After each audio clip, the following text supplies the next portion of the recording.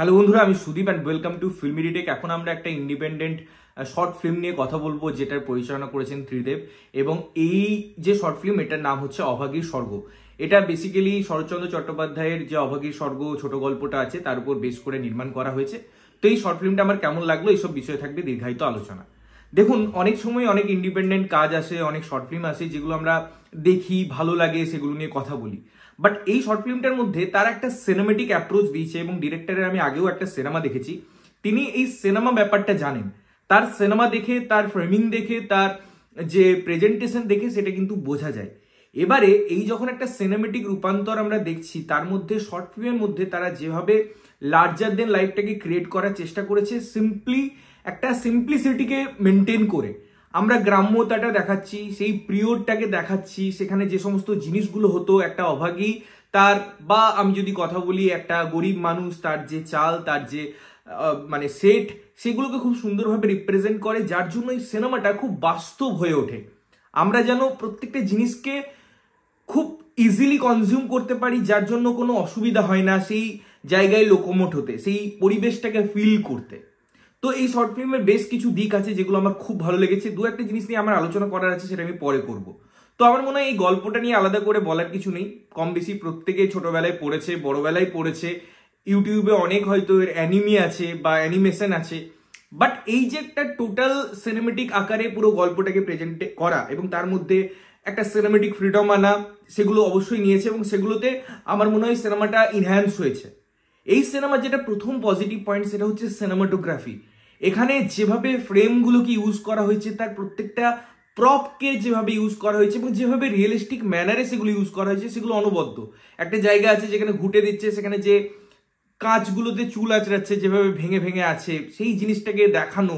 বা আপনি মনে করুন ভাত তৈরি করার যে মাটির ব্যাপার বা মাটির বাসনে তৈরি হতো, পুকুর, তার মধ্যে স্নান করার ব্যাপার, প্রত্যেকটা জিনিসকে এত সুন্দরভাবে দেখানো হয়েছে। কিছু কিছু ফ্রেম, একটা জায়গায় বাচ্চাটা নিয়ে যাচ্ছে একটা জিনিস, সেখানে গরুকে নিয়ে কিছু লোক যাচ্ছে, যে গ্রাম্যতা, সেই সিনটাকে যেভাবে ক্যাপচার করা হয়েছে, সেই প্রেজেন্টেশনটা। এবং আমরা জানি যে ওই যে চিতার ব্যাপারটা থাকবে, পোড়ানোর ব্যাপারটা থাকবে, ওখানে যে জায়গাটা আছে, সেগুলো আমার মনে হয় খুব সুন্দরভাবে প্রেজেন্ট হয়। এবং এই সিনেমেটিক জার্নিটাকে তার কালার প্যালেটিং, তার ফ্রেমিং দিয়ে ওই সিনেমেটিক এক্সপিরিয়েন্সটা খুব সুন্দরভাবে প্রেজেন্ট হয়। সেকেন্ড হচ্ছে এখানে পারফরমেন্স। আমি যদি এখানে অভাগীর কথা বলি এবং তার ছেলের কথা বলি, দুজনেই ইকুয়ালি স্ট্রং।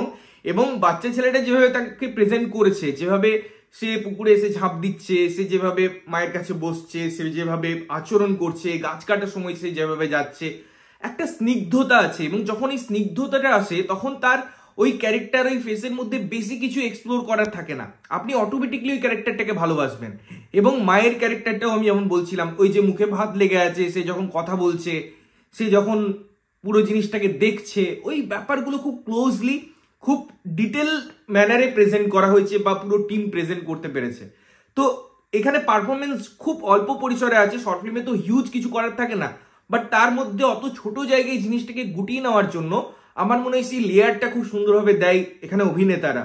পার্শ্ব চরিত্র হোক, একজন বুড়ি আছে যে বিড়ি টানবে, সেই ক্যারেক্টারটাকেও দেখবেন, ইমাজিন করবেন। তো ছোট ছোট ছোট ছোট ভাবে যে চরিত্রগুলোও এসেছে, হয়তো 3 সেকেন্ডের জন্য, 4 সেকেন্ডের জন্য, তাদের একটা ইম্প্যাক্ট কিন্তু আছে, এবং এটা আপনি ফিল করতে পারবেন।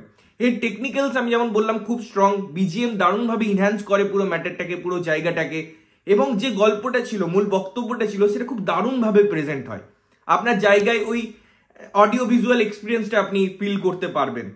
এবারে আমি যে কথাটা বলবো, সেই দুটো জিনিস নিয়ে হয়তো আমার জানা আছে, বা আমি যে জায়গাটা থেকে বলছি সেটা আমার জানার উপর বেস করে, আমি যদি ভুল হই আপনারা সংশোধন করে দিতে পারেন। এখানে দুটো জিনিস দেখানো হয়েছে, বা যে সময়টার কথা বলা হচ্ছে সেটা অনেক পুরনো সময়, এবং সেই সময়টাকেই তারা কিন্তু সিনেমায় মেনটেন করেছে, কারণ গাছের দাম 5 টাকা চাওয়া হচ্ছে এক্সেট্রা, সেটা আপনারা সিনেমাটা দেখলে বুঝবেন।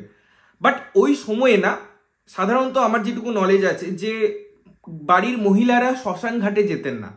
এখানে যে শ্মশানে রিচুয়ালসগুলো দেখানো হচ্ছে, সেগুলো যদি বাড়িটাই দেখানো হতো, তাদের কিন্তু অবসর ছিল, কারণ তারা ওই বাড়ির উঠান, জমিদারের জায়গাটা তারা দেখাতে পেরেছে বা দেখিয়েছে।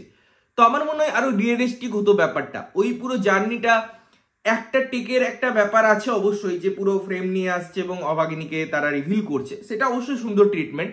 বাট আমার মনে হয়েছে ওটা শ্মশানটাই যাওয়াটা আমার মনে হয় ঠিক নয় সেই সময়ের পরিপ্রেক্ষিতে।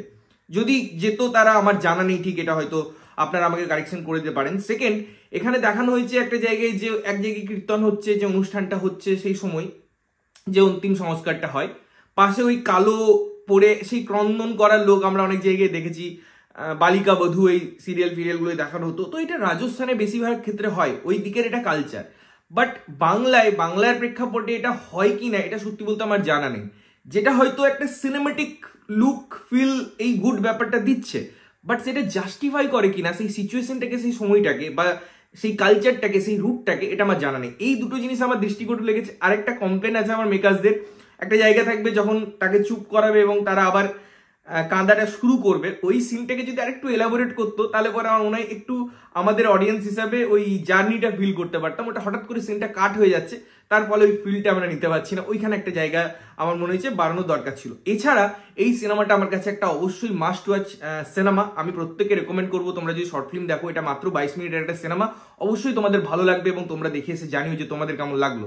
ততক্ষণের জন্য ভালো থাকবে, সুস্থ থাকবে এবং সবসময় ভালো জিনিস দেখবে। চ্যানেল যদি প্রথমবার দেখছো, লাইক কমেন্ট শেয়ার করতে হবে, সাবস্ক্রাইব করতে হবে যাতে প্রত্যেকটা নোটিফিকেশন তোমাদের কাছে পৌঁছায়। ততক্ষণের জন্য টাটা।